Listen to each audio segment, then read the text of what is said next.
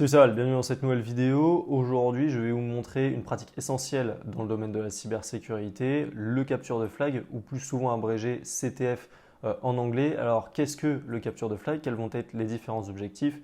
Quelles vont être les différentes tâches et domaines du CTF? Et bien tout ça, nous allons le voir dans cette vidéo. Et ensuite, en fin de vidéo, je vous montrerai un cas d'usage, donc un cas pratique, où ici on devra détecter des anomalies dans des journaux d'événements sur une machine. Et donc également j'en profiterai pour vous détailler ce que je fais au quotidien en tant qu'analyste cyberdéfense. Et donc mon but dans cette vidéo, ça va être de vous présenter dans sa globalité qu'est-ce que le CTF, mais également vous montrer la partie pratique d'un cas d'usage directement sur une machine qui a été compromise.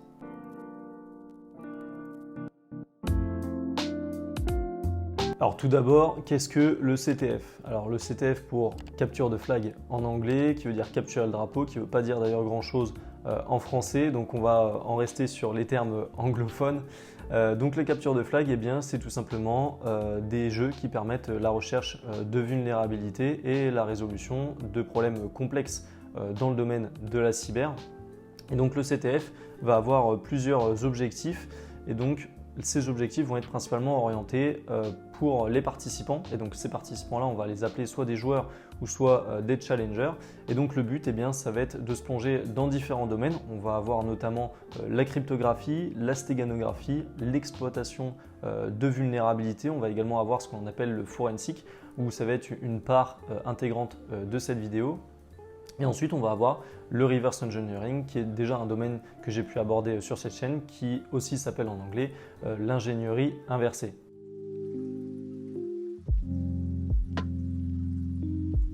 Alors, dans un CTF, à quoi vont être confrontés les joueurs dans ces différents domaines? Et bien d'abord, ils vont être confrontés à des défis techniques, donc comme je vous l'ai dit juste avant, qui vont être relativement complexes.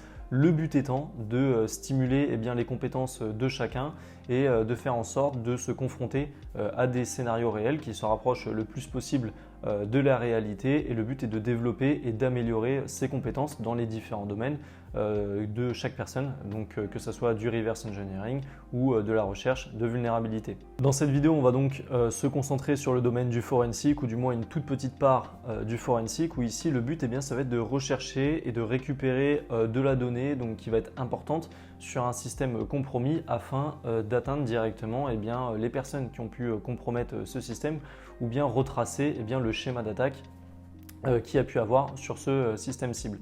Et donc pour ça, on va basculer sur un site qui s'appelle TryHackMe. Alors il existe énormément de plateformes en ligne qui permettent de faire du capture de flag. Aujourd'hui, je vais me concentrer sur TryHackMe, qui est pour moi une des meilleures plateformes, en tout cas aujourd'hui, si vous souhaitez apprendre la cybersécurité. Alors c'est une plateforme qui est en anglais. Et donc si vous souhaitez apprendre du côté CTF, c'est une plateforme qui est extra pour ça. Et aujourd'hui, on va se concentrer sur un challenge qui s'appelle le Investigate with Splunk. Et donc le but ici, ça va être d'utiliser la solution Splunk que je vais vous détailler dans un instant. Et le but sera de rechercher la personne qui a compromis une machine.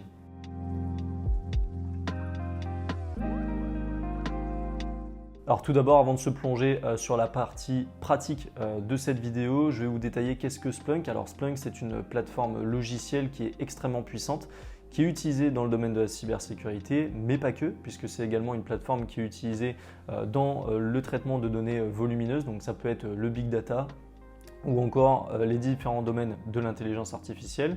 Nous, dans notre cas, dans cette vidéo, nous allons utiliser Splunk pour collecter de la donnée. On va pouvoir l'analyser, l'indexer, et donc on va pouvoir venir trouver directement des informations qui vont être relativement difficiles à comprendre et à visualiser sur un système cible. Alors comment fonctionne Splunk? Dans une entreprise, vous allez avoir des milliers d'ordinateurs, vous allez avoir énormément de systèmes, que ce soit des ordinateurs, vous allez avoir des serveurs, vous allez avoir des imprimantes, également des équipements actifs réseau, donc ce qui permet la communication des différentes machines sur un réseau. Et toutes ces machines, tous ces systèmes, ça va créer ce qu'on appelle des journaux d'événements. Chaque fois qu'un système va fonctionner, va s'allumer, va produire des informations, ça va être stocké dans ce qu'on appelle des journaux d'événements. Donc nous, ces journaux d'événements, c'est ce qui va nous permettre de comprendre et de retracer, par exemple, dans 24 heures, ce qui s'est passé sur une machine. Et donc pour ça, Splunk va être relativement intéressant puisqu'il va notamment nous permettre eh bien, d'envoyer ces informations-là dans ce qu'on appelle des indexeurs. Donc des indexeurs, qu'est-ce que c'est? On va plus souvent le schématiser sous la forme de boîte. Donc c'est-à-dire qu'aujourd'hui, j'ai un système, par exemple Windows ou Linux, eh bien, je vais venir indexer, donc envoyer ces journaux d'événements-là directement dans ce qu'on va appeler un indexeur. Et donc, quand on va avoir un analyste qui va vouloir venir chercher de l'information lors d'une investigation, eh bien, il va directement venir taper les index, par exemple Windows ou Linux, suivant la configuration de l'entreprise.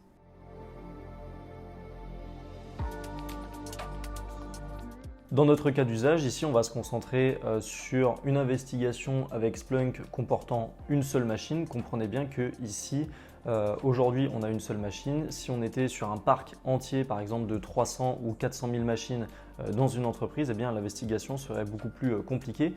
Cependant, ce n'est pas le but de cette vidéo. Le but avant tout est d'être pédagogique et donc on va rester dans le domaine du forensic pour le CTF et aller directement chercher l'information dans la machine compromise. On se retrouve donc sur ma machine. Si vous souhaitez également accéder au challenge de cette vidéo, je vous mettrai le lien en description. Il est à savoir qu'il y a énormément de CTF open, donc c'est-à-dire qui sont gratuits sur Try Avec Me. Celui-ci est un CTF payant et donc si vous souhaitez directement souscrire à Try Avec Me, en tout cas à l'heure où je vous fais cette vidéo, c'est à peu près 15 € par mois. Donc eh bien, vous supprimez Netflix et vous vous abonnez à Try Avec Me et ça sera tout aussi bien.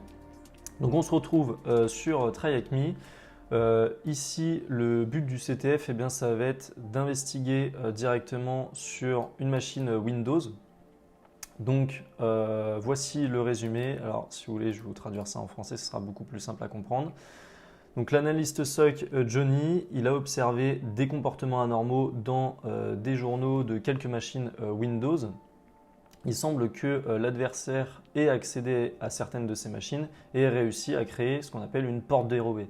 Alors une porte dérobée, ou plus généralement appelée backdoor, eh bien c'est ce qui permet à un attaquant de garder un accès dans le plus ou moins long terme pour pouvoir y revenir plus tard ou pour pouvoir eh bien, directement avoir d'autres actions sur le système compromis. Le responsable de l'analyste SOC Johnny lui a demandé d'extraire ces journaux des hôtes suspects, donc ce qu'on va appeler hôtes, c'est les machines, et de les intégrer directement dans Splunk pour une enquête relativement rapide. Comme je vous ai dit au début de vidéo, au tout début de cette vidéo, le but, eh bien, c'est pas de vous faire une analyse complexe, de pas vous faire une enquête complexe, mais plus de vous faire une enquête pédagogique dans le but de comprendre réellement déjà comment fonctionne Splunk et ensuite eh bien, quelles vont être les différentes tâches que moi, en tout cas en tant qu'analyste cyberdéfense, je vais avoir eh bien, quotidiennement.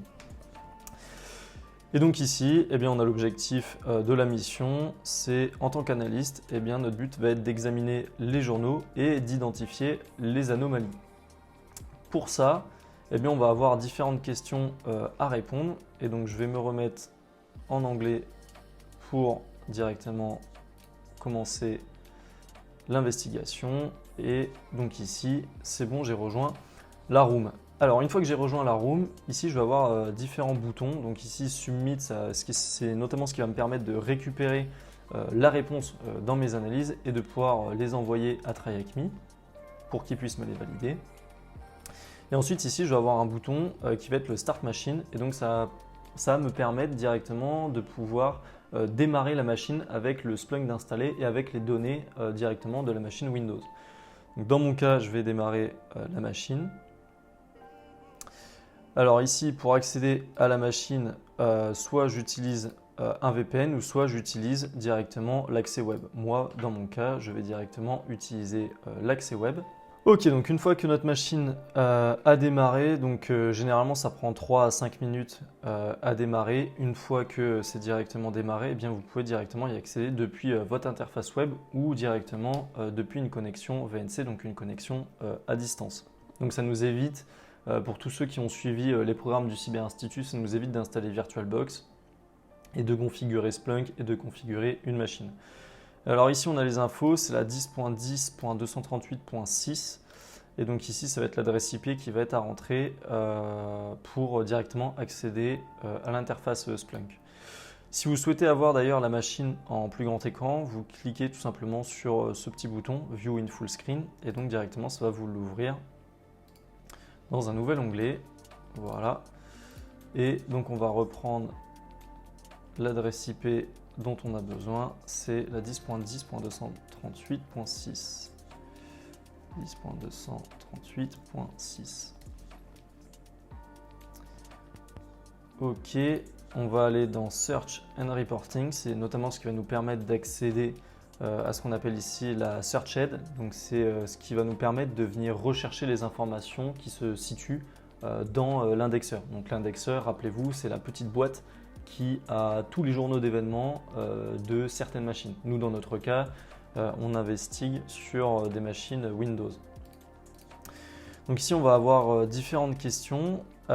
Tout d'abord, la première qui va être How many events, donc combien d'événements sont collectés et ingérés, donc indexés directement dans l'index main.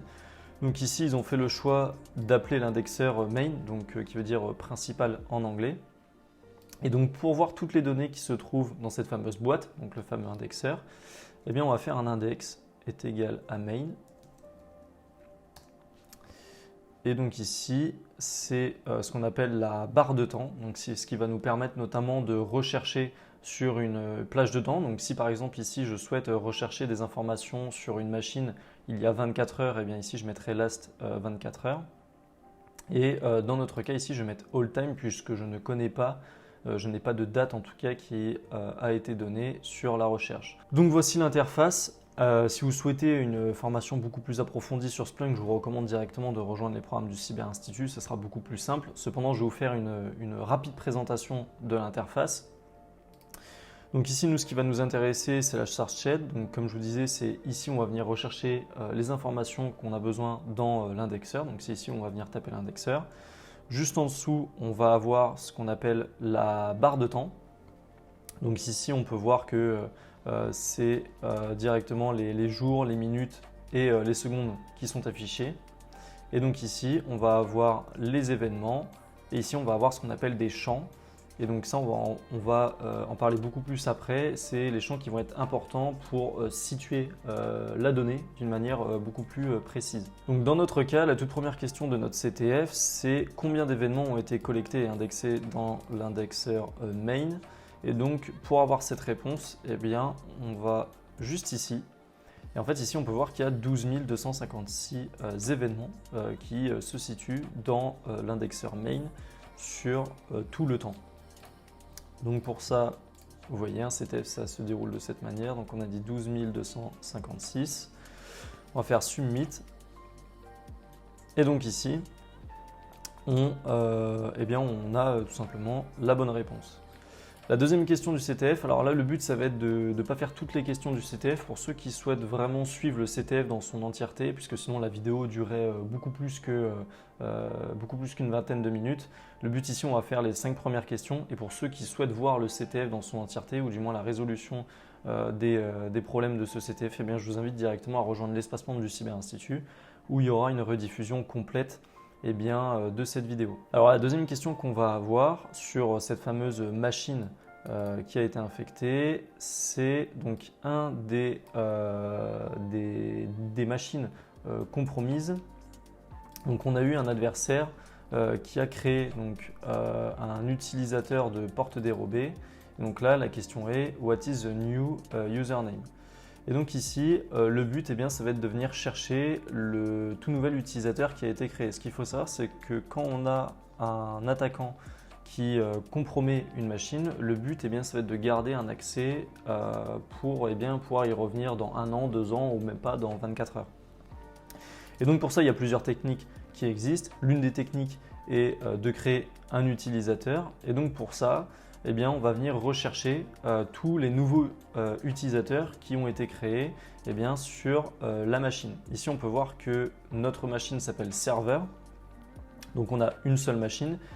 Si vous êtes sur un périmètre avec par exemple 300 ou 400 000 machines dans une entreprise, ici, vous verrez qu'il y a beaucoup plus de machines qui sont listées. Encore une fois, dans notre cas, on est ici sur une vidéo à but pédagogique et non pas à but de faire une investigation approfondie et complexe. Donc ici, on peut voir qu'on a une seule machine qui s'appelle serveur. Et donc sur cette machine, apparemment, on a un nouvel utilisateur qui a été créé par l'attaquant. Il y a une chose qui est relativement importante à connaître lorsque vous êtes analyste SOC, c'est ce qu'on appelle des Event ID. Des Event ID, eh bien, c'est des numéros d'identifiants qui vont nous permettre de pouvoir plus rapidement avoir l'information que l'on souhaite chercher. Aujourd'hui, on va venir chercher un nouvel utilisateur qui a été créé. Donc pour ça, on va aller sur les Event ID et on va venir chercher les create user. Donc de mémoire, c'est le 4720. Et donc ces Event ID là, eh bien, c'est ce qui va nous permettre de venir rechercher de l'information beaucoup plus rapidement. Et donc dans notre cas, ici on a un champ qui s'appelle notamment Event ID, donc qui est collecté par les journaux d'événements Windows. Donc dans notre cas, c'est une machine Windows, c'est un serveur Windows. Donc dans notre cas, on voit qu'il y a 55 Event ID qui ont été listés. Nous, l'Event ID qui nous intéresse, eh bien, c'est la création d'un utilisateur. Je vous mettrai directement toutes les ressources de cette vidéo, notamment la documentation Microsoft pour avoir tous les Event ID. Donc nous, dans notre cas, on va venir chercher la création d'un compte sur la machine, donc qui est le 4720. Et donc pour ça, on va directement se rendre dans les Event ID. Donc le champ se nomme bien de cette manière, c'est exact. Et on va venir chercher, eh bien, c'est le 4720. Ici, on peut voir qu'on n'a qu'un seul événement qui est ressorti. Et donc, on peut voir ici toutes les informations de cet événement. Donc, dans notre cas, on voit que la machine s'appelle michael.beven. Donc, c'est de l'anglais, c'est un nom anglais. Dans notre cas, ce n'est pas ce qui nous intéresse. Nous, ce qu'on va venir chercher, eh bien, c'est quel utilisateur a été créé. Et donc, pour ça, on a tout d'abord le message ici qui nous spécifie bien qu'un utilisateur a nouvellement été créé sur cette machine. Et juste ici, on va avoir l'information SAM account name. Donc, qu'est-ce que le SAM? Eh bien, le SAM, eh bien, c'est une base qui se trouve sur Windows et qui vous permet de stocker directement les identifiants. Quand vous allez vous connecter à une machine, que vous allez par exemple marquer Toto et qu'en mot de passe, vous allez marquer test ou password, eh bien, ça va être stocké dans ce qu'on va appeler une base SAM. Et donc cette base SAM, elle se situe sur Windows, donc sur le système d'exploitation. Et donc dans notre cas, ici, on voit que le compte qui a été créé dans la base SAM, eh bien, ça s'appelle Alberto. On passe maintenant à la troisième question. Donc sur la même machine, on a une clé de registre qui a été actualisée par rapport au nouvel utilisateur. Et donc ici, on va nous demander de rechercher le chemin complet de la clé de registre. Là encore, la clé de registre, c'est un concept propre à Windows. Quand vous allez venir installer un logiciel sur votre machine Windows, eh bien, vous allez avoir ce qu'on appelle des clés de registre qui vont venir s'installer. Et donc ces clés de registre, eh bien, vont détenir des informations. Et dans notre cas, ces informations vont être notamment le nom du nouvel utilisateur. Et donc pour ça, on va venir rechercher directement sur cette machine. Et pour venir chercher cette clé de registre, on a plusieurs solutions. La solution étant la plus rapide, c'est directement d'aller dans les catégories et de venir rechercher eh bien, une clé de registre qui a soit été ajoutée, soit qui a été supprimée ou soit qui a été eh bien, modifiée. Nous, dans notre cas, on va venir chercher une clé de registre, donc un objet de clé de registre qui a été supprimé ou ajouté. Ici maintenant, on voit qu'on a 1496 événements qui sont ressortis. Alors pour faire le filtre sur tout ça, on va venir se baser sur directement ce qui nous intéresse, en tout cas pour nous, c'est le Alberto. Donc là, on va prendre le nom qu'on avait récupéré. Donc pour nous, c'est Alberto.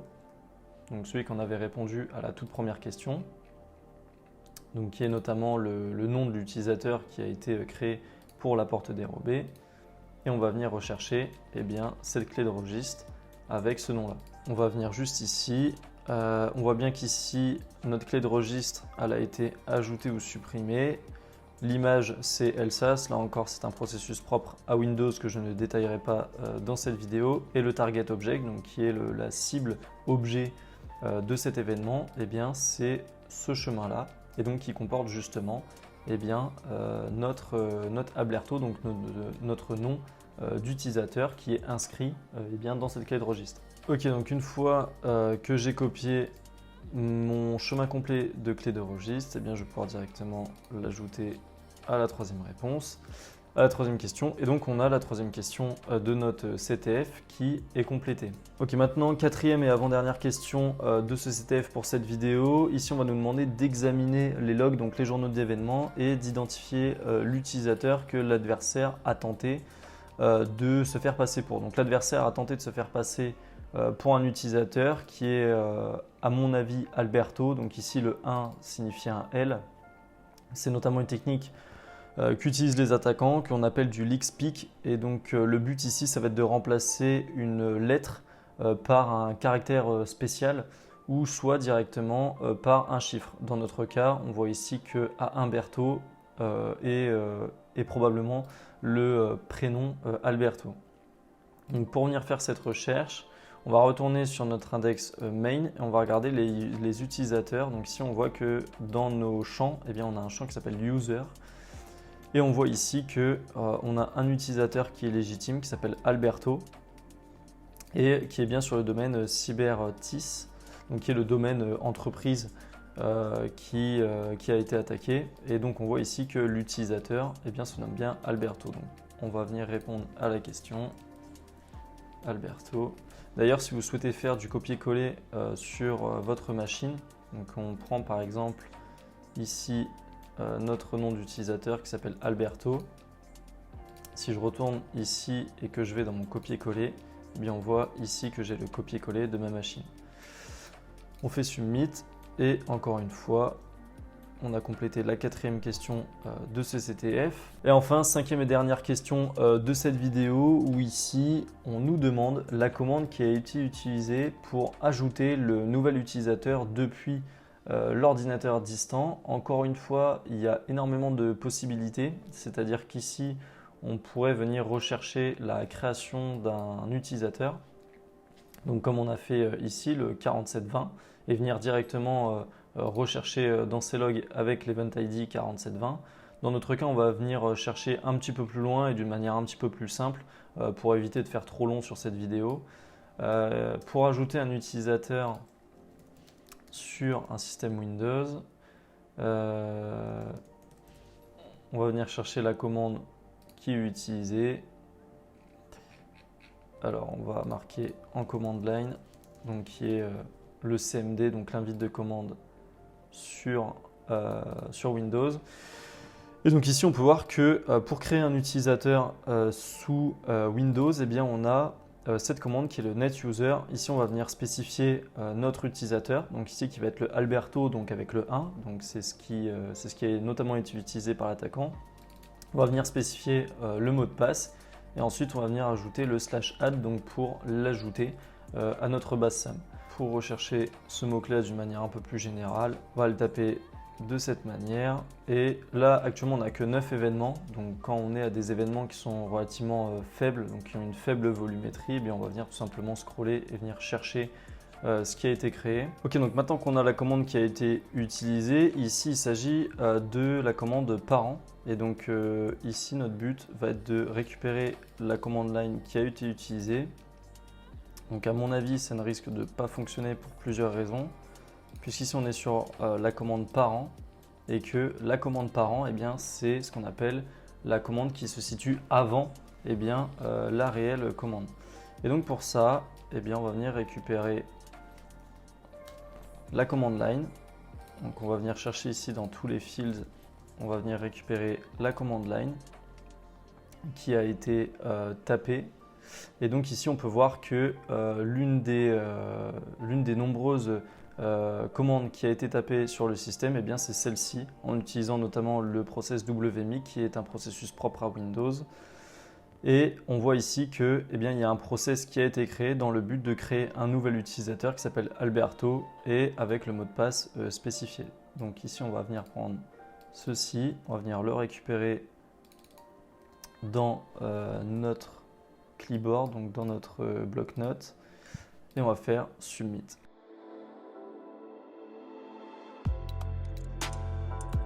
On arrive maintenant à la fin de cette vidéo. J'espère que vous aurez appris énormément de choses sur qu'est-ce que le capture de flag, quels vont être les différents domaines qui vont y être abordés. J'espère également que ça vous aura donné une petite appétence à pouvoir vous plonger directement dedans. Si vous souhaitez continuer ce CTF avec moi, je vous invite directement à rejoindre l'espace membre du Cyber Institut. Pour les autres, je vous mettrai le lien en description qui vous permettra directement de pouvoir rejoindre ce CTF sur Try Avec Me. Pour ceux qui sont également intéressés pour passer du côté de la pratique dans le domaine de la cybersécurité, j'ai créé une formation qui s'appelle la cybersécurité par la pratique qui fait plus de 25 heures de vidéos et qui vous oriente directement sur la création d'un environnement complexe d'entreprise avec des systèmes et des réseaux.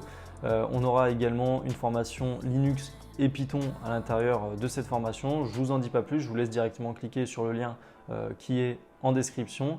Encore une fois, ça a été un plaisir de vous faire cette vidéo. Prenez soin de vous et on se retrouve pour la prochaine vidéo.